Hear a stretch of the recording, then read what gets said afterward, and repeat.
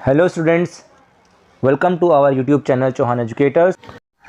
आज का हमारा टॉपिक है आर्टिकल्स। 3 आर्टिकल्स होते हैं, ए, एन और द। बहुत ही इंपॉर्टेंट वीडियो लेक्चर है ये, ध्यान से देखना इसको।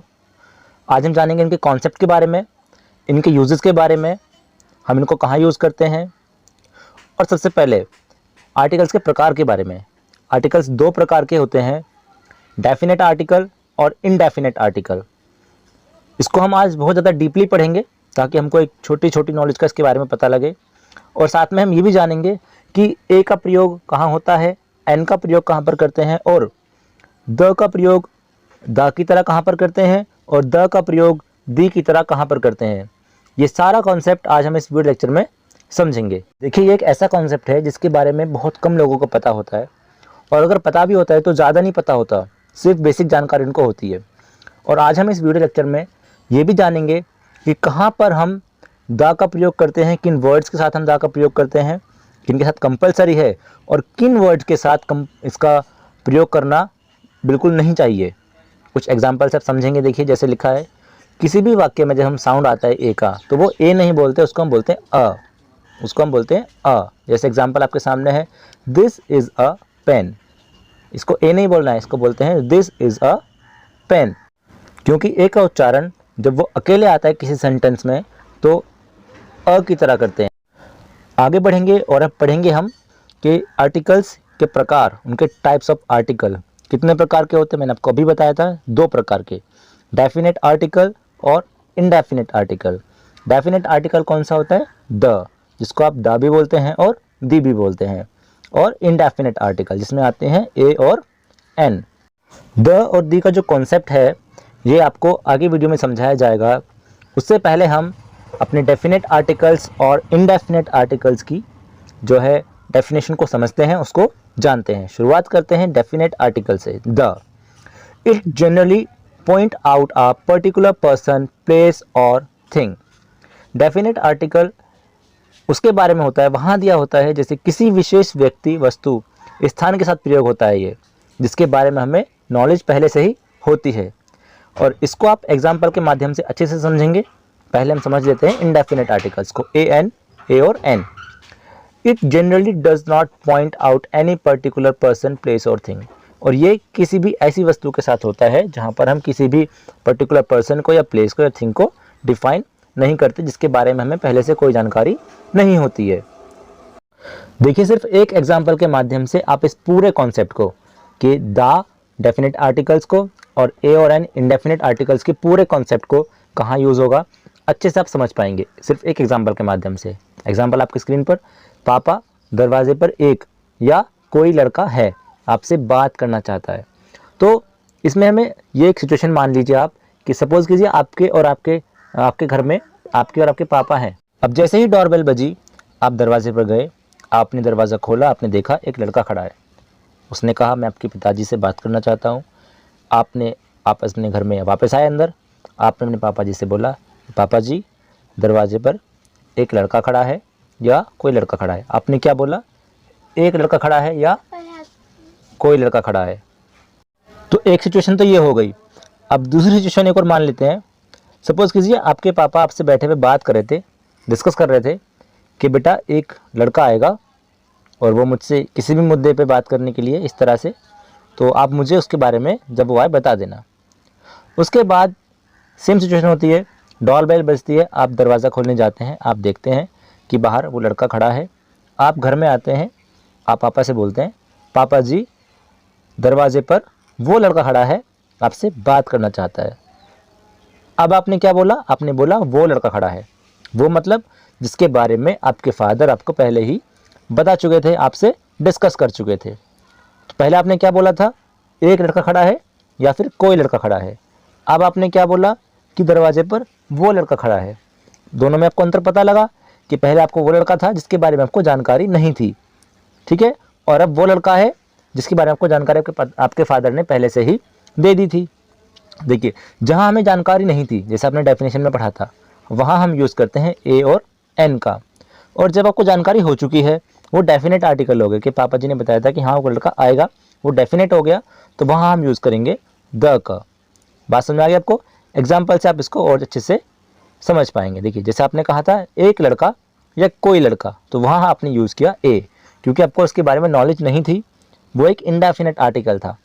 अभी फिर दूसरी बार क्या हुआ, वो लड़का, उसके बारे में आपको नॉलेज थी, आपके फादर ने उसके बारे में आपको पहले ही बता दिया था, तो आपने उसको बोला द बॉय, क्योंकि वो अब वो डिफाइन हो गया, वो डेफिनेट आर्टिकल बन गया है।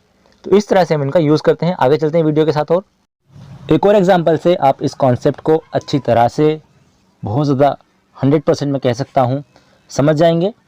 और आपको अगर ये वीडियो अच्छा लग रहा है, समझ में आ रहा है, तो आप इसको शेयर भी कर सकते हैं।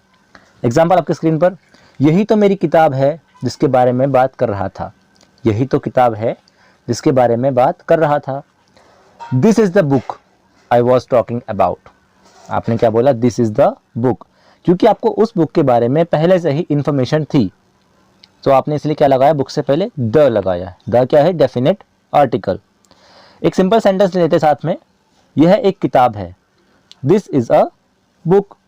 यहाँ आपको बुक के बारे में कोई भी मतलब इंफॉर्मेशन नहीं है, तो आप जस्ट उसको बारे में दूसरों को बता रहे हैं कि यह एक किताब है, that is fine, nothing else, this is a book. और फर्स्ट सेंटेंस में आपने क्या कहा था, आपको उस बुक के बारे में पहले से ही इंफॉर्मेशन थी, यही तो किताब है जिसके बारे में मैं बात कर रहा था। This is the book I was talking about. तो आपको, मैं आशा करता हूँ कि दोनों एग्जाम्पल के माध्यम से आप इस टॉपिक को समझ गए होंगे। अब हम चलते हैं ए एन और की तरफ, जिनका हम यूज़ समझेंगे, कहाँ पर ए और कहाँ पर एन का यूज़ होता है, इसके बारे में हम समझेंगे। अब ए और एन के प्रयोग के बारे में समझने से पहले आपको ये समझना बहुत ज़रूरी है कि इंग्लिश लैंग्वेज में और हिंदी लैंग्वेज में कितने वोवेल्स और कितने कॉन्सोनेंट्स होते हैं। इसके बारे में समझेंगे तो आपके लिए ये बहुत ज़्यादा इजी होगा। देखिए आपकी स्क्रीन पर स्लाइड है, वोवेल्स दिख रहे हैं आपको इंग्लिश लैंग्वेज के, ए ई आई ओ यू, और कॉन्सोनेंट्स बाकी बचे जो 21 लेटर्स हैं हमारे, B C D F G H J K L M N P Q R S T V W X Y Z, ये सभी क्या थे, हमारे इंग्लिश के कॉन्सोनेंट्स थे। अब हिंदी की बात करते हैं, आपकी स्लाइड स्क्रीन पर दिख रही है वोवेल साउंड्स, ए आ ई उ ऊ ए ऐ अंग अणे, ठीक है।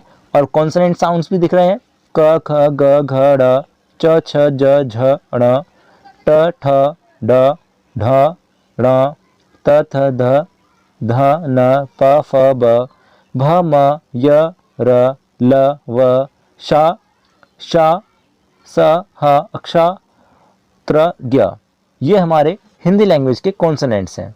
और ऊपर क्या है, हमारे वोवेल्स हैं। तो इनके प्रयोग आपको क्यों ज़रूरी है, आपको मैं बताऊंगा अभी। जब आप किसी भी वर्ड्स को समझेंगे, उसको पढ़ेंगे, तो हमें मेन होता है उसका साउंड, हमें उसका साउंड पकड़ना होता है। साउंड को पकड़ लेंगे, साउंड को देखेंगे आप, साउंड को समझेंगे आप, तो आप कभी भी आर्टिकल्स में प्रॉब्लम नहीं करेंगे। देखिए आपकी स्क्रीन पर एन के लिए हम कहाँ यूज़ करेंगे, if the next word starts with a vowel sound. देखिए मैंने वोवल नहीं कहा, मैंने कहा है वोवल साउंड। अगर अगले शब्द की शुरुआत स्वर की ध्वनि से हो, स्वर मतलब वोवल की ध्वनि से हो, जैसा, और वोवल्स वो हिंदी लैंग्वेज या इंग्लिश लैंग्वेज दोनों के ही हो सकते हैं, तो उस कंडीशन में हम एन का यूज़ करेंगे साथ में। जैसे अब ए के लिए देख सकते हैं, if the next word starts with a consonant sound, अगर अगले शब्द की शुरुआत व्यंजन की ध्वनि से हो, व्यंजन मतलब कॉन्सोनेंट, चाहे वो कॉन्सोनेंट इंग्लिश लैंग्वेज से बिलोंग करता हो, चाहे वो कॉन्सोनेंट हिंदी लैंग्वेज से बिलोंग करता हो। एग्जाम्पल के माध्यम से आप इस बात को अच्छे से समझ पाएंगे। जैसे आपकी स्क्रीन पर दिख रहा है, अ यूनिवर्सिटी, भले ही यू एक वोवल स्वर है, लेकिन शब्द वर्ड में जो वर्ड है, हमारा जो शब्द है, उसमें ध्वनि जो आ रही है, साउंड जो आ रहा है, वो य का आ रहा है, जो कि एक ऐसा साउंड है, कॉन्सोनेंट साउंड है, एक व्यंजन साउंड है। इसलिए हमने यूनिवर्सिटी के साथ क्या लगाया है, ए लगाया है। एक बार फिर से मैं रिपीट कर देता हूँ, यूनिवर्सिटी जो है वो उसमें यू तो आ रहा है, वो तो एक वोवल है, लेकिन उसमें जो साउंड आ रहा है वो य का आ रहा है। और य के साथ जब हमारा साउंड हमारा वोवल का नहीं होता है, तो हम कौन से आर्टिकल का यूज़ करते हैं, इंडेफिनेट आर्टिकल ए का हम प्रयोग उस टाइम पे करते हैं। अक्सर कुछ लोग इसमें एक मिस्टेक कर देते हैं, वो कहते हैं कि जहाँ पर वर्ड, कोई भी वर्ड वोवेल से मतलब ए ई आई ओ यू से स्टार्ट होता हो, वहाँ पर एन का प्रयोग करना चाहिए। तो ये एक बहुत बड़ी मिस्टेक है इसमें, और मैं इसलिए बताना चाहता हूँ कि ए कोई एन जो हम लगाते हैं वो हमें वोवल्स को देख के नहीं लगाना है, वो हमें लगाना है वोवल्स की साउंड को देख के। हम सिर्फ वहाँ पर यूज़ करेंगे जहाँ पर हमें वोवल साउंड होगा, वहाँ पर हम एन का प्रयोग करेंगे। ठीक है, ए ई आई ओ यू, ये हमारे इनका वोवल्स को, इन वोवल्स का हमें साउंड देखना है। जहाँ हमें इन साउंड्स का पता लगेगा, वोवल्स का साउंड आएगा, वहाँ पर हम एन का प्रयोग करेंगे। और जहाँ हमें वोवल्स का साउंड नहीं आएगा वहाँ पर हम प्रयोग करेंगे ए का। जैसे हमने अभी ऊपर एग्जाम्पल में किया है अ यूनिवर्सिटी। ओके, एक एग्जाम्पल और ले लेते हैं साथ में, जैसे आपकी स्क्रीन पर देखिए है एन आर। आर के साथ एन क्यों लगाया हमने, जबकि एच एक कॉन्सोनेंट है, जो वर्ड की स्टार्टिंग हो रही है वो एक कॉन्सोनेंट के साथ हो रही है। एक स्टार्ट हो रहा है वर्ड कॉन्सोनेंट से, व्यंजन से, लेकिन यहाँ पर साउंड क्या आ रहा है, साउंड आ रहा है वोवल का अ, एन आर, अ एन आर। तो कॉन्सोनेंट साउंड हमें यहाँ पे फर्क नहीं पड़ता, हमें यहाँ फर्क पड़ रहा है वोवल साउंड से। कॉन्सोनेंट साउंड यहाँ पे आया ही नहीं है, यहाँ पर आया है वोवल साउंड, और इसीलिए हमने क्या लगाया है, एन लगाया है, एन आर। देखिए कुछ और एग्जांपल्स आपके सामने हैं, जैसे अ बॉय मतलब कॉन्सोनेंट साउंड है ब का, अ बॉय। फिर है अ पेन, कॉन्सोनेंट साउंड है ये भी, अ पेन। फिर एन ऑनेस्ट, ये वोवल साउंड है, एच तो है वहाँ पर, पहले मैंने आपको बताया था, अभी भी एक टॉपिक ऐसे ही था हमारा, एन ऑनेस्ट। फिर है एन ईयर, वोवल साउंड है, एन ईयर। फिर अ ईयर, ये आपको पढ़ते हैं, आपको गलत पढ़ते हैं, आप इसको ईयर नहीं बोलते हैं, ये ईयर होता है, अ ईयर। ये कॉन्सोनेंट साउंड है, तो इसलिए हमने क्या यूज़ किया है, आ यूज़ किया है। अब देखिए कुछ और एग्जांपल्स के माध्यम से आप इसको और बेटर समझ पाएंगे। साथ ही अगर आप वीडियो को यहाँ तक देख चुके हैं, आपको अच्छा लग रहा है, वीडियो इंटरेस्टिंग लग रहा है आपको, तो आप इसको लाइक भी कर सकते हैं, शेयर भी कर सकते हैं, और चैनल को सब्सक्राइब भी कर सकते हैं। एग्जाम्पल आपकी स्क्रीन पर है एन एम एल ए में ए एम मतलब वोवेल साउंड है। ऐसे ही अ यूनियन तो आपको पता है, य का साउंड आ रहा है, साउंड किसका आ रहा है, य का आ रहा है। एन ऑरेंज, साउंड किसका आ रहा है, अ का, ऑरेंज। तो यहाँ पर हम इस तरह इसको कंप्लीट करेंगे। आगे चल रहे हैं वीडियो के साथ। हमारा दूसरा इंपॉर्टेंट टॉपिक है कहाँ पर द बोलें और कहाँ पर दी बोलें, वेयर टू प्रोनाउंस द और वेयर टू प्रोनाउंस दी। दी का प्रयोग हम कब करते हैं, if the next word starts with the vowel sound, अगर अगले शब्द की शुरुआत स्वर ध्वनि से होती है। और द का प्रयोग हम कहाँ करेंगे, जहाँ if the next word starts with the consonant sound, अगर अगले शब्द की शुरुआत होती है कॉन्सोनेंट साउंड से। बिल्कुल आप याद रखिए, जैसे आपने पहले ए और एन का प्रयोग किया था, वैसे ही जैसे ए का प्रयोग कहाँ किया था आपने, कॉन्सोनेंट साउंड से, जो शब्द शुरू होते हैं उनसे पहले। ऐसे ही हमने फिर एन का प्रयोग आपने कहाँ करा था, जो वोवल साउंड से पहले शुरू होते हैं। ऐसे ही दी का प्रयोग वोवल साउंड से शुरू होते हैं वाले शब्दों से, और द का प्रयोग कॉन्सोनेंट साउंड से पहले जो वर्ड शुरू होते हैं। अगर एग्जाम्पल आपके स्क्रीन पर है the boy, the pen, the ear, the honest, the elephant, the end, the house. आपने देखा कि जो द एलिफेंट है, एलिफेंट में ए की साउंड आ रहा है, वो मतलब वोवेल साउंड आ रहा है, इसलिए हमने दी बोला है। ऐसी दी एंड, मूवीज में आपने देखा होगा जब मूवी एंड होती है सभी बोलते हैं दी एंड, वो दी की बोलते हैं क्योंकि एंड मतलब ए मतलब वोवेल साउंड आ रहा है, तो इसलिए हम बोलते हैं दी एंड। कुछ और कॉन्सेप्ट के माध्यम से इसको आप आगे समझेंगे। साथ ही आगे आप ये भी समझेंगे कि द का प्रयोग कहाँ होता है, वेयर टू यूज द। पहले हम ये समझेंगे कि कहाँ पर द का प्रयोग करना कंपलसरी है, जैसे with unique peoples and objects, मतलब जो लोग बिल्कुल अलग हैं संसार में, दुनिया में, जो सिर्फ एक ही हैं, जो केवल एक हैं, जैसे द सन, द अर्थ। देखिए मैंने क्या बोला है, द अर्थ, क्योंकि साउंड आ रहा है वोवल का, इसलिए the moon, the president, the CEO, the world, the sky, etcetera. कुछ इस तरह के वर्ड्स होते हैं हमारे, जो ये यूनिक चीज़ें होती हैं, जैसे सन दूसरा नहीं है, अर्थ दूसरी नहीं है अभी। तो फिर हम इसको समझेंगे कि पूरे और कहाँ पर यूज़ करते हैं, with adjectives referring to the whole group of people, जहाँ विशेषण एक पूरे ग्रुप या पूरी जाति का बोध कराए। एग्जाम्पल्स आपकी स्क्रीन पर आपको दिख रहे हैं, जैसे the old, the young, the rich, the poor. इस तरह के और भी एग्जाम्पल्स आप ले सकते हैं। ओल्ड शब्द से जो है आपको पूरे एक जितना भी ओल्ड लोग हैं उसके ग्रुप के बारे में पता चलता है। इसी तरह से और भी एग्जाम्पल्स आप इसके ले सकते हैं। इसी तरह से हम द का प्रयोग कुछ और जगहों पर करते हैं, जैसे कि with famous buildings, museums, monuments, जैसे है प्रसिद्ध भवन, संग्रहालयों व स्मारकों के साथ। जैसे हमारा एग्जाम्पल है the Taj Mahal, the Qutub Minar, the Lal Qila, the Eiffel tower. अब देखिए हमने बोला दी आईफिल टावर, दी मतलब यहाँ पर आईफिल में अ की साउंड आ रही है, मतलब वोवल्स की साउंड आ रही है, इसलिए हमने बोला है दी आईफिल टावर। तो इस तरह से आगे चलते हैं विद सुपरलेटिव डिग्रीज, इनके साथ में भी हम इसका ही यूज़ करते हैं एडजेक्टिव के साथ साथ विशेषण, जैसे the highest, the most, the lowest, the youngest, the oldest, the nearest etcetera. हमने बोला था दी ओल्डेस्ट, ओल्डेस्ट मतलब क्योंकि यहाँ पर वोवल्स का साउंड था। आगे चलते हैं विद ऑर्डिनल नंबर्स या क्रमवाचक संख्याओं के साथ, जैसे कि the last chapter, the first chapter, the first time, the third member, the second occasion, the penultimate number etcetera. तो इन सब जगह पर हमने एक संख्याओं को दर्शाया। With countries the names of which include kingdom, states और रिपब्लिक।